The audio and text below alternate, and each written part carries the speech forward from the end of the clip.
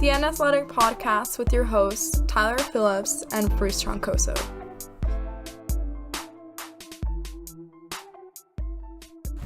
All right, welcome back. This is what day is this coming out?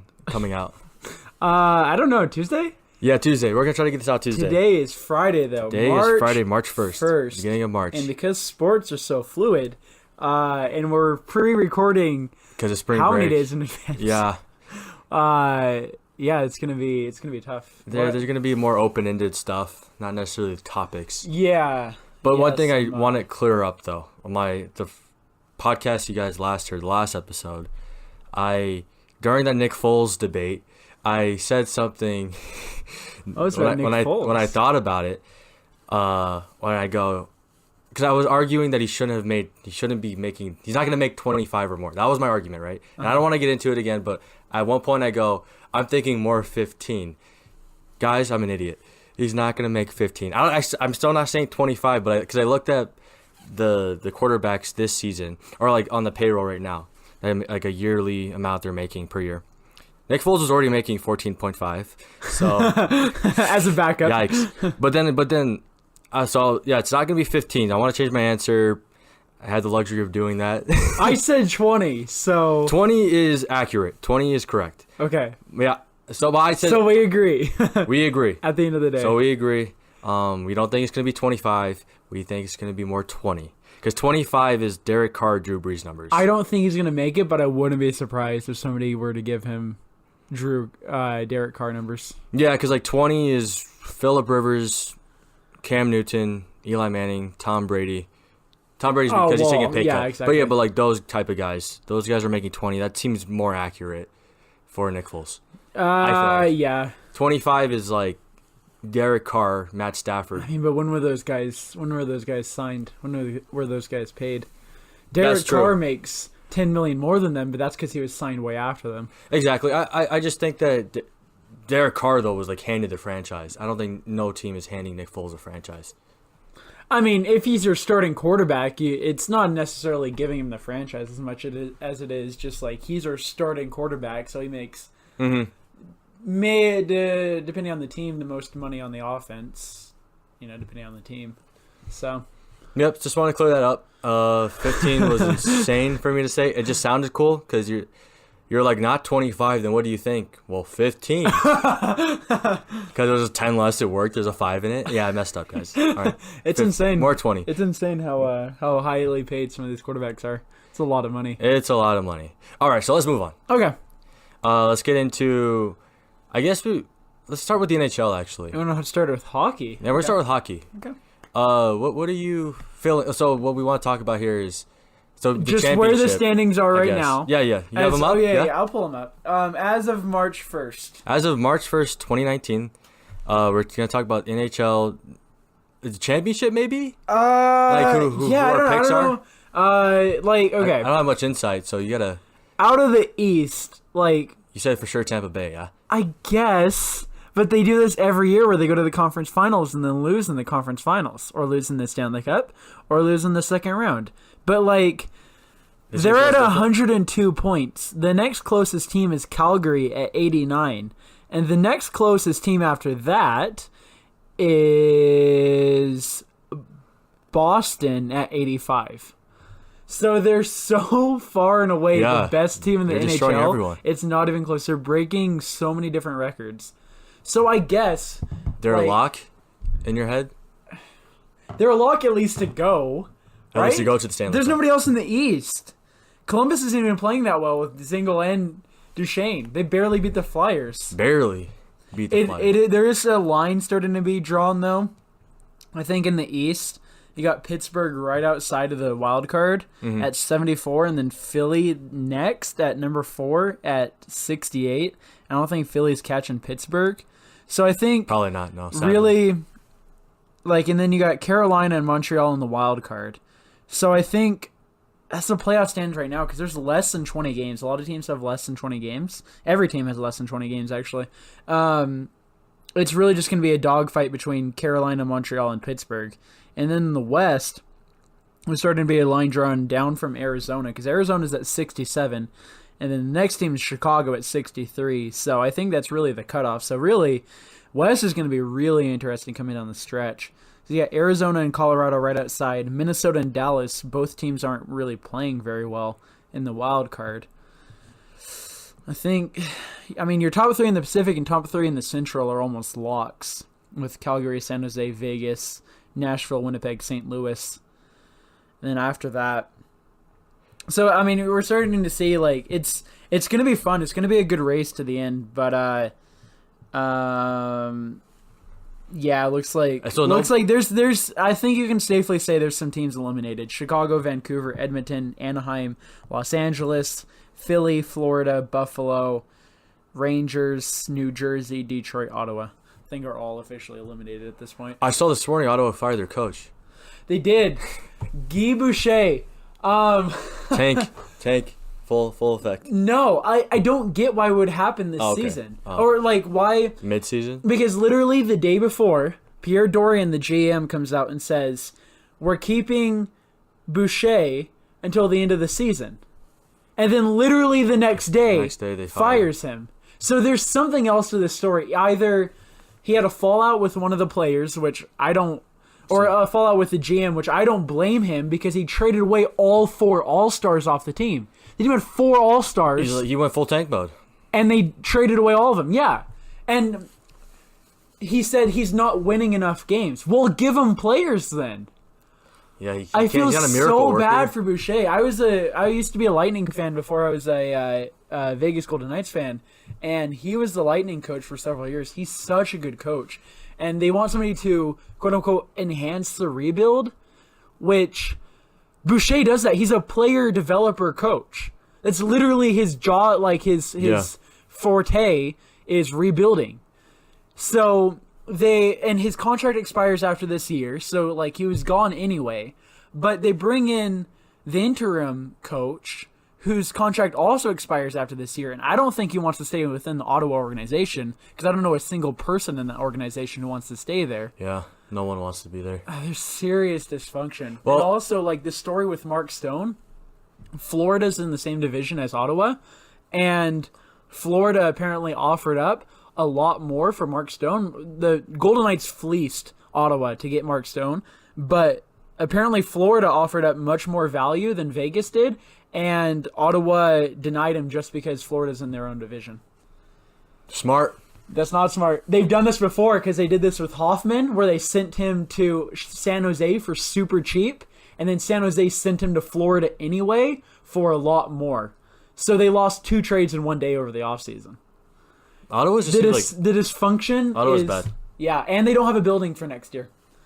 They do not have a place to play. Wow. Just like the Raiders. Well, to hop off the little mini Ottawa rant, how awful they are. Yeah. Sorry. Any team in the West that can challenge the Tampa Bay Lightning in the finals? I guess Calgary, but they haven't really been playing well, and they really didn't get a. I didn't see their name at all on trade. They didn't make a big trade. They got Fantenberg for a depth piece. Probably play a 5-6 defensive role, but like they were trying to get Zucker, and they're really pissed because Zucker would have been a really nice addition to that team, and apparently something in the league office happened. Like they didn't get the trade call in time or something like that, so the trade didn't end up going through. Something on Minnesota's part that they messed up, and they didn't end up sending Zucker to Calgary. But I mean. Most history shows that a lot of the teams who make the finals are teams that don't make big splashes at trade deadline. So Vegas got Tatar in a big move last year. They overpaid for Tatar, but he didn't really play at all throughout the playoffs. And the Capitals last year, their biggest move over trade deadline was like Michael Kipney. Getting Michael Kipney on the roster is like a depth move. So... You know, history shows that like the teams who make the huge, big trades at trade deadline don't usually end up doing anything that year. Finals. Yeah, so you're not feeling the Golden Knights going to the finals this year? Yeah, I worry about defense holding on for 7 games and England staying healthy for 7 games and not tiring out, and I worry about Fleury not tiring out in a 7-game series because he didn't have the same rest from last year that did us this year. So unless they can, lot of they question can marks. keep unless they can go 4 or 5 games per series until the finals, they might have troubles. So we're rolling with Calgary as of for right now. now, And in the Eastern Conference, San Jose is not playing well either. I know you already said Tampa Bay, but is there any team in your head that could even potentially challenge Tampa Bay? In the East? Yeah, in the East. Talent-wise, I would guess Columbus, but Columbus isn't really playing that well. The only team I could really Is it Columbus fighting for a spot right now? They're in a playoff spot right now, but yeah, they're fighting because they're at 75 points, and the 2 wildcard teams is Montreal and Carolina at 75 and 74. And Yep. Pittsburgh's at 74 as well. There you go. In the Metro. So you would say talent-wise, Columbus is there. Talent-wise. well, Toronto should be there too, but Toronto Got Toronto steamrolled last night. Toronto doesn't have the defense either, and they don't have the backup goaltending if Craig Anderson goes down. How about the Islanders? No. Okay. No, they play in the only reason they have as many points They as play they in the do is worst. they play in the Metro. That's an awful You division. say the Islanders played in the West? No, I said they play in the worst division. No, That's yeah, what they I play in said. the worst division. They get some really easy points against Washington's not playing that well. Columbus isn't playing that well. There's a ton of different teams. So I mean, like, trust me, after I said New Nick Foles is Jersey, going to make 15 this year, yesterday, I'm going to be very careful about what I say. They do not play in the West. I don't think nobody called you out on it. So I called myself out on You it. I called don't yourself out. want people to call me out on it. I actually could see Boston giving him a run for the money just because goaltending's been pretty good with Rask and Hudobin, and they got a little bit more scoring depth with Coyle and Johansson. Not a ton, but once Pasternak comes back as healthy, Boston looks really scary. So I could see. I don't know. Because usually the Western Conference Finals is a battle between like a team from the Atlantic and the Metro. So it'd probably be Tampa and Boston in the second round. That would be a really interesting series. It's going to get interesting. It's going to get real interesting coming down the I stretch. think it's the only team in the East, but it's still not close. Tampa made no moves at the trade deadline, and they're still the best team on paper. Yeah, you In the laid league. out the points. Man, they're so far ahead of They're everyone. insane. All right. Let's go to another league that has a clear favorite. The NBA. Oh no! Well, the problem with the NHL is like there's always every single Unpredictable. year there's a clear favorite. Yeah. This team's gonna win no matter what, and they lose in the first They or lose in the second first round. round. Yeah, That's not like the every NBA. year. Yeah, NBA, not the NBA NBA. is really Not the NBA. rarely like upsets like that. That's why Lightning are historically great, and they're still probably lose in the first round because that's hockey for you folks. Rip hockey. Rip hockey. All right, so let's talk about the NBA a little bit. I have written down here the best team in the NBA, not named the Warriors. I don't really have a definitive pick, so I guess I can just start naming off teams. 'Cause I'm looking at the standings Milwaukee. here. Yeah, like Milwaukee right now has the best record in the league. I'm sure Philadelphia would probably be really good in the playoffs this year. Yeah, see, that's kind of the conversation you want to have because you see these teams like Milwaukee and like I'm talking about the Eastern Conference right now. Milwaukee and Toronto are on the top.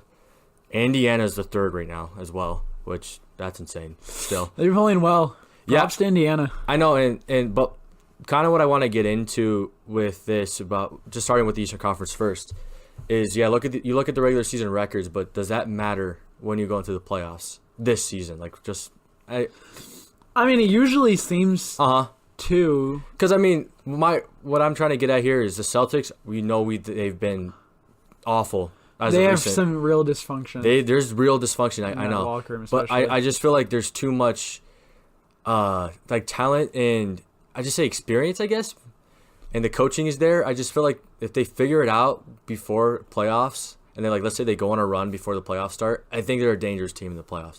The Boston Celtics are a team that everyone's sleeping on right now, and I think they could be really dangerous in the playoffs. I know. Right now, like if like we pulled up like power rankings right now from any site, the Celtics probably not even in the top 10. But I think that if we're just looking ahead, and we're like, man, the Celtics, like, are you gonna trust Kyrie Irving, a Kyrie Irving led Celtics team, or a Greek Freak led Bucks team that hasn't won the playoff series ever? Neither You know? are Kawhi Leonard led Toronto team. But the thing was with the Raptors, I don't know. Can you trust them? Why not? I mean, they have Kawhi Leonard now, but the thing is, They they have always experience. drop games. They always I know, like, but they were choke. really good last year, and They now won, they got an upgrade under Rosen. they won 60 games last year, and then they got like almost swept by the Cavs. I know there's not a LeBron though. There's not a LeBron. There's anymore. not a LeBron. I don't know. I think they have. I mean, they got. Who's that center? They got Gasol. The Raptors are good. A little bit better defense. He can stretch the floor a little bit as a big man. So would the Raptors be your pick out of the Eastern Conference right now, you think? At this moment, but because the Pacers, this changes every day. I know, but like the Pacers at number 3, I don't know where they'll end up in the standings. They'll be in the playoffs, but I don't think they're doing anything in the playoffs. Well, they don't even have their best player, Oladipo. Yeah, he's injured. Yeah, so what are they going to do in the playoffs? Probably not like a ton. You need to have a star-driven team. I feel like. Yeah, I mean they'll probably be helped out with an easy matchup in the first round, but after the first round, it starts to get really tough. And the Sixers, I want to say they're going to be good, but. I don't know. They look at last year. They really have talent. I just don't know if they can make it work in the playoffs. That's messed up, but it's not. I think they'll.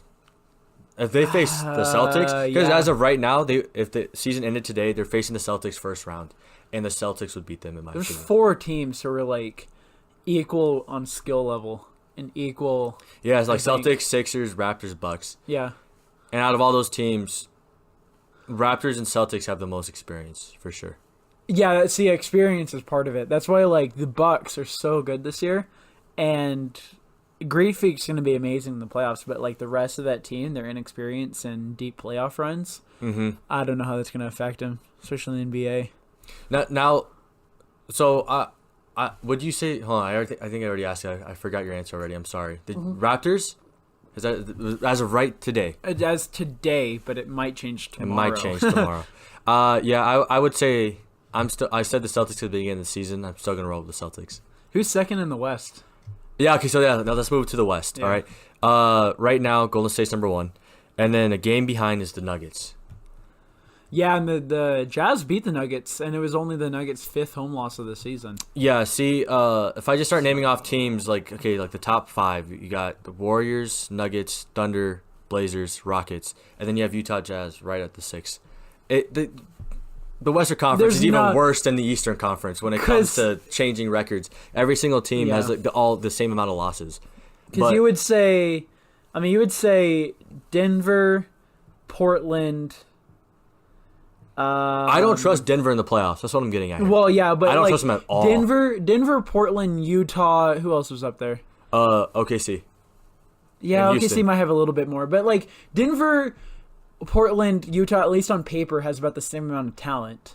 You would say, kind of like the East. Like you look at the 4 teams, the top 4 teams on paper, and you're like, that's about talent wise the same. Maybe 76ers have a little bit of an edge. I think OKC might have a little bit of an edge just because they have Westbrook and George and all that.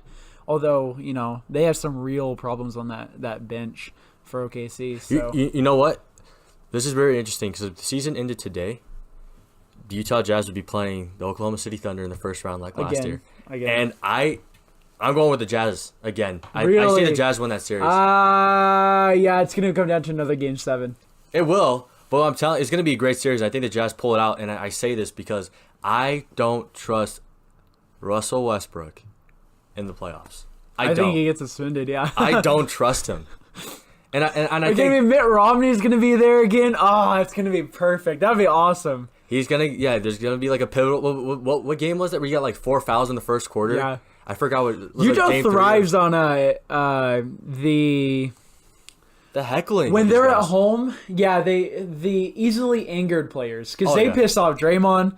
They piss off Russell. They piss off Chris Paul. They've gone James Harden mad as well. Before. Yeah, Chris Paul and James Harden. That and like when they played the Clippers, that was Chris Paul. They also, they were getting DeAndre Jordan pissed off, but also Blake Griffin pissed off. Griffin had enough. Exactly. So, I'm just saying I don't trust. This is my Russell Westbrook hate coming out. I just don't trust him in the playoffs. I love. What has he shown to have him trust him? Exactly. Except for that one year where he had Durant, but that was Durant just taking over. Exactly, that's what I'm getting at here. I just ran into the Heat. So I just think like the 2 and 3 seed as of right now is the Nuggets at 2 and the Thunder at 3, and I don't trust either of them in the playoffs. That's crazy. The Nuggets are that high. It's absolutely insane to me. They're having a great regular season. They're like Toronto from last year. That's what I'm saying. The Nuggets are the Toronto. They're just really balanced all the way through. And I feel like they're gonna end up with the same outcome where they'll win the first round and then they'll lose whoever they play the second round. I could see that, yeah. I could see the Nuggets being knocked down in the second round. Well, because they would play, let's say, because who do they play if the season ended right now? Who's in the they're playing the Spurs. Oh, yeah, I could see them winning that. I could see them beating the Spurs. Yeah. And after that, I think they would be playing the winner of Thunder Jazz 4-5. or 4-5. 4-5. Blazers Rockets. Oh, yeah. Yeah, see, that's... I think if they went up against the Rockets, beat Blazers. I think Rockets beat Blazers. And this is another interesting thing I want to get at. I think the second best team in the West, discounting records, just going straight to playoffs, just thinking playoff mindset, right? Once you're in the playoffs, I trust the Rockets, not counting the Warriors. I trust the Rockets more than any of these teams up here right now. Just because they have a superstar. 2, 3, 2. Chris Paul, James Harden. With a center. And the thing is, they had the Golden State Warriors last year. They were up 3-2 at one point up in the Western Conference Finals, but Chris Paul got injured. I think Chris Paul is a major part of this team, and he brings the edge in the playoffs that James Harden just can't, and they balance each other. And I feel like they're the most. Can't have him injured again though. That's the only thing, they're injury prone. Yeah, it's just I think the Rockets are the most dangerous team once in the playoffs. What I will say about the Jazz, I like the Jazz the second most. That might be crazy to say. I think the Jazz are one of the only teams up here that play defense. And the only thing is, if they can figure out their shooting, they're good. All they have to do is just figure out shooting, and then they could be a great It was funny team. because they came into against the Rockets last year, and they kind of got blown away in the first game. They were kind of surprised by the speed and the Rockets are just better. We're just better than the Jazz last year. Yeah. And they had troubles keeping up with the first game, but that second game, dude. Snyder figured, it's funny because for a game, the Jazz figured out how to beat the Rockets. I don't know what they did. They had like a full analysis on all the different Utah radios of how they actually figured out the Rockets. But they figured them out for one game. The problem is that the Rockets made an adjustment and ended up winning the rest of the games. But for one game, they ended up figuring out the Rockets. Cracked the code. If they can do that against, I don't know who they would play, but let's say they play a Denver in the second round, or somebody like that, and they figure them out, and they're able to keep figuring them out for the rest of the series. They could upset a huge market team. The Jazz, yeah, they have the balance to do so. They have the balance to hang with different styles of teams. They're not like there's one style of team that's going to beat us. Any team they play, they're going to give trouble to that team. Yeah, you've seen them have the Warriors have trouble with them this year. Well, small ball teams have trouble against the Jazz. Yeah, teams that because what are you going to do with Gobert? Sure, shoot from the outside, but. You got good perimeter defense with Ingles, and Mitchell isn't bad at times. But you can't go inside at all, so forcing up it's just crazy shots. How all these teams are just, I guess you could say, inexperienced. Like Nuggets, when's the last time they've been in the playoffs? Well, the problem is when it's the same team going deep into the playoffs every single year. You're right. They're the experience keeps going to one team. Yeah. Because the 8th seed is going to be the Clippers, Kings, or Lakers. Oh, my God. Obviously, you have LeBron there if he slips in, but it doesn't look too hot. That won't even be close. No. First round in the NBA's. But the thing is, the Golden State Warriors and the Nuggets, I think the Warriors will pull away, but the Nuggets are one game behind. So the Nuggets could potentially get the 1 seed. But, Warriors have been dropping games just because they're not trying, I feel, at times. They don't try, and that's the issue, yeah. I think the Warriors... And if the Warriors face the Rockets again, I want to say last year they underestimated the Rockets, and that's why they dropped 3 games to them, and they were it took 7 games to beat them. I think this year they're okay, we know what they can do. Yeah, we're going to go a little bit harder. We know we have to go full effort. I would love to see a Denver-Utah Western Conference Finals of just Denver going all out, diving for every loose ball, getting inside whichever way possible, just going all out against the Warriors, and just... I honestly, I think with the Nuggets balance, that would be awesome to see them get all the way there and beat Golden State in the Western Conference Finals. That'd be insane. I'm really hoping for the Thunder to get upset by the Jazz in the first round again, though. Make that happen, NBA, please. I hate Paul George, so please do that. Please make it happen for me. That would be a great. We need to go to a Utah Jazz playoff game if that's the case. Going to a playoff game and just the heckles and just stuff dropping a bunch of money. I would pay. Please sponsor us. We need money to go to these. I'd pay $1,000 to sit in the lower section so Russ could hear me. Would you?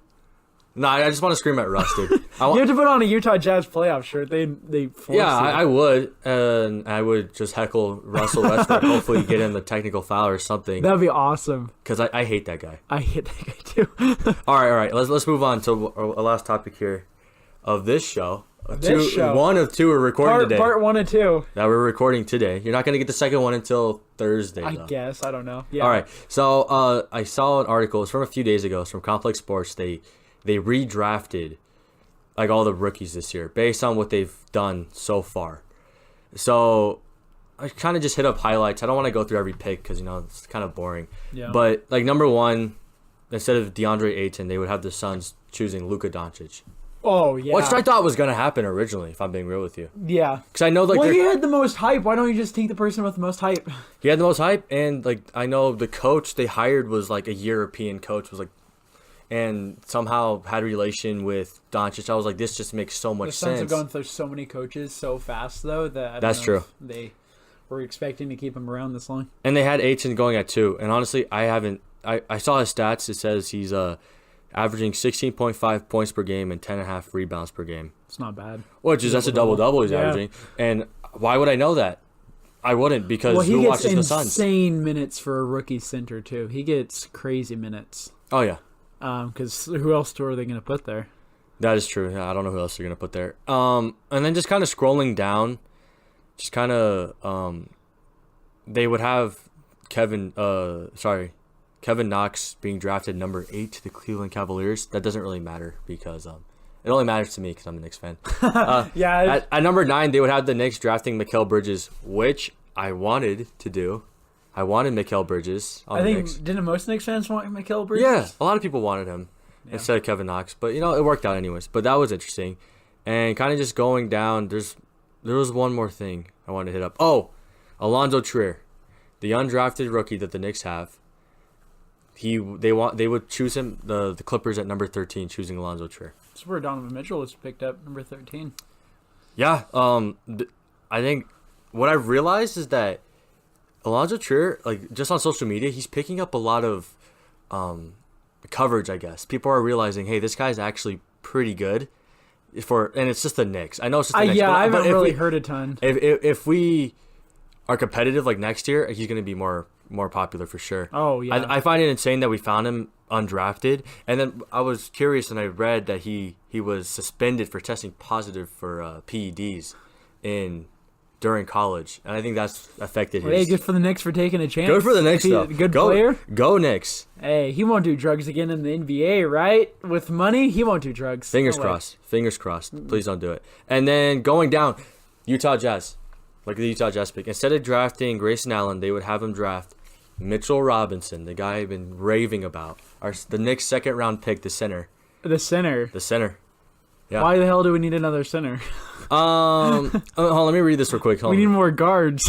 Grayson Allen's a guard. Wasn't well known. Nonetheless, 2017 belongs in the NBA. This dude is an elite shot blocker. The Jazz, lacking front court depth, bring him in to learn under Rudy Gobert. We already have 2 shot blockers that can't be on the floor at the same time with each other. I just think with Favors and Gobert. I found that interesting because of what you just said. Because I thought the same thing. I was like, I've gone to these games and it seems like they have an abundance of big men. Oh, yeah. They need guards. They need shooters. No. Well, especially with Exum out. Our backup point guard to Rubio is Raul Neto. Do you know who Raul Neto is? Exactly. When that lineup comes in, it's rough. We're trying to speed up Grayson Allen's progress because we're we need you in the lineup every night. Yeah. It's getting tough. And I was wondering about that actually. What is up with Grayson Allen? Because I went to the game. I haven't seen him play. They don't play him. What's going on? Maybe it's just Quinn Snyder's with young guys. I mean the Jazz play a lot of complicated offensive sets and defensive sets as well. So it's. I guess he's just trying to learn his system, but Grayson Allen his shot hasn't really been there this year. He's been playing a lot in the D League. Has insane athleticism. He's been cutting to the basket a lot more than he did in college. He's been dunking, doing crazy 360 dunks. in the D League, but like just his outside shot isn't quite there yet. And right now we just need guards who can shoot the 3-ball. That's literally all we need. So, and he's just not there. He needs to speed. Yeah, they need to speed him up because you guys need a 3-point Just need to get the shot, I guess. But yeah, I don't know. Another thing I loved about this Utah Jazz Mitchell Robinson thing is that he's also getting recognition. I love how the two rookies out of the 3 that were drafted in the second round and undrafted are getting more coverage than good. Kevin Knox. Yeah. Our number 9 pick, I think he was. Yeah. Where's Mitchell Robinson from? He didn't go to college. That's what it was. There's why. Yep. And it's funny because on the front page of ESPN, there was like an article, like 10 things to look out for in the NBA right now. And it was just like a bunch of different topics. And the last one they touched on was Mitchell Robinson saying, hey, the first like half of the season, he was rough around the edges. Like he was rough. Like he fouled out multiple times because he was just hacking at everything. And guys realized that. But now the second half of the year, like after All-Star break, he's shown the past couple of weeks, he is way more patient. He's more of a force. He's becoming, that's how I describe him. He's like DeAndre Jordan 2.0. And we got DeAndre Jordan. And so I feel like he sounds like a Rudy Gobert 2.0. He also sounds like a Rudy Gobert. Where are you going to play him if he's just another Rudy Gobert behind Rudy? That's what they were thinking. Like, oh, he's gonna teach him how to play the game. Like our front court depth is there. It's just we keep it all in the D League because we have George Niang, who's been playing well, but we keep him in the D League a ton, and he's a big man. We have a couple of Tony. Shoot, what's his name? Tony something. Anyway, like we have so many big men, we just keep them down to the D League. So I don't think ESPN knows we have all those guys. No, we have 0 guards though. We need guards, like legit guards. All right, one last thing. Yep. Before we wrap this up, we forgot to do this. Let's talk about the game we went to. The Jazz game? The Jazz game. It was fun. It was fun. It was really fun. Doncic didn't play, but it was cool to see Dirk in his last game in Utah brick everything. He missed so many shots. Guys, no matter what you see on Twitter about like just this like highlight reel, see how great he is. I want to paint a picture for you. Dirk does this. He walks down the court, stands in one spot, and doesn't move. Doesn't move because he can't. He I don't know if he knows how to run anymore. He just stands still as a statue, and he only gets up a shot if like a ball's tipped and it somehow lands in his hands, and he's like, oh, I'll take the shot. Or if they get an offensive rebound, he's wide open, I'll take the shot. Like he doesn't move. Yeah. It's bad. Yeah, the only time they can really get him the ball is off of offensive or like defensive breakdowns that usually happen through turnovers or offensive rebounds. That's why he's no help in the half court. That's why Snyder was just like, Gobert, just go out there and just rebound the ball, because like Dirk doesn't touch the ball if we get a defensive rebound. Yeah, it was bad, and like you said, he missed a lot. Missed a lot, yeah. The thing is, though, I wonder how he would play with Doncic. I don't know. I haven't seen him play with Doncic. Maybe it's different. I don't know, but we saw Doncic and Porzingis out on the floor for warm-up. We saw Porzingis. And I'm not going to lie to you guys. I started missing him a little bit because it brought me back to memories. You started to tear up. I was. It brought back memories of me. No, they were hitting every shot, though, in warm-ups. They didn't look injured, but, you know. And I got a video of them. They were talking and joking around with each other. Yeah. And I think what Kristaps Porzingis told Doncic, he was like, I hated New York. I'm glad I'm with you, man. I think he is. He said good. that to the media. Yeah, he's like, we're going to be really good. I love Dallas. I was never going to win in New York. So losing culture. I can't wait to watch Kristaps Porzingis next year play with Doncic. Oh yeah, it should be fun. I hate that they're in the West just because that's rough. They're two likable players. I like Porzingis. Yeah, I really like Doncic, and like it's gonna be so much fun to see him do so well. But the West just keeps getting tougher. The West keeps getting tougher. Hopefully, Durant will leave. Hopefully, Klay Thompson goes. Warriors out will probably fall off a little bit. Klay Thompson's going to Detroit to play with Blake Griffin, right? If that happens, the NBA will be the best league ever created. Honestly, because that makes no sense. It makes zero sense. I just came up with that off the top of my head. I was like, who needs another star? Because we were talking about Blake Griffin earlier. Blake Griffin needs another star in Detroit. He has Andre Drummond. Who's leading the league in blocks right now, guys? Well, who's their point guard again? Reggie Jackson. Reggie Jackson. Dude, Reggie Jackson's a beast. He's a pretty nice 2K player. Where's Detroit in the standings? Detroit right now is actually, I think they're in the playoffs. Really? I right. They're number 7.